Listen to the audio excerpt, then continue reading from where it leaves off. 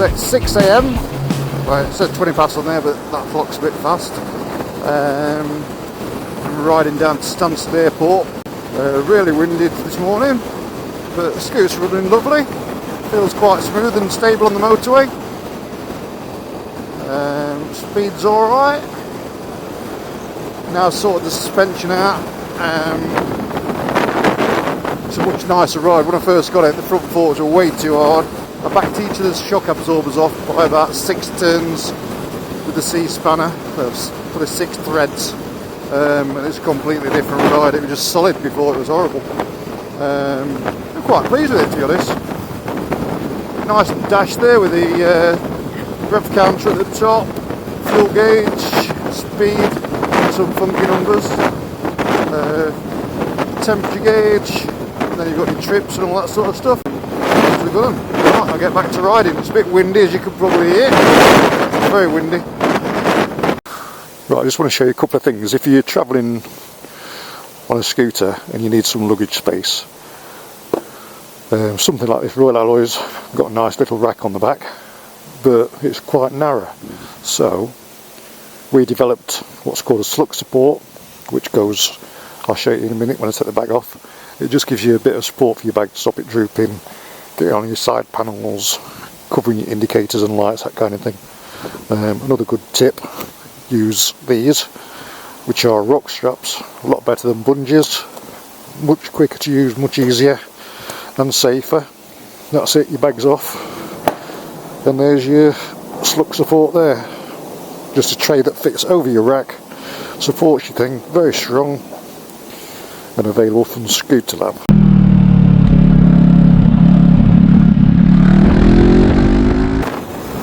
Life in the fast lane!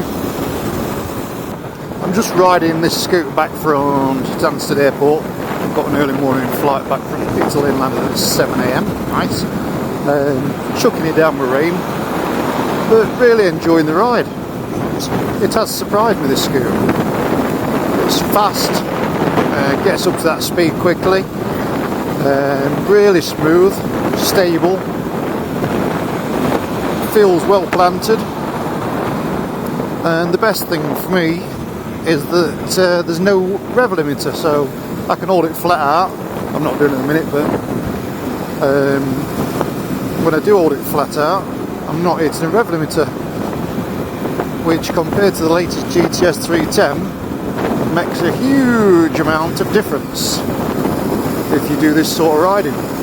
So yeah, surprising scooter. It's the second Royal Alloy that I've ridden, and the first one really surprised me. When we did a GTS versus Royal Alloy test a few years ago, I've been surprised again.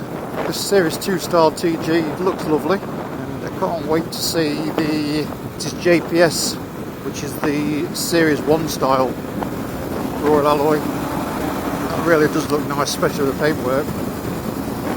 Yeah, very interesting. Trying to eke out every little bit out of this. I think the speedo is a little bit optimistic.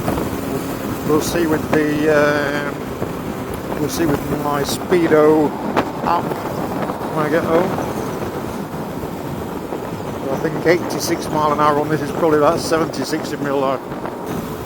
Even so, it feels fast, just because you can hold it at full throttle, which is nice. Set up, so you have to sort of move your head a bit to see them properly. So I'd probably change them if I was buying one. But anyway, I'll get on with this filtering. I'll speak to you later.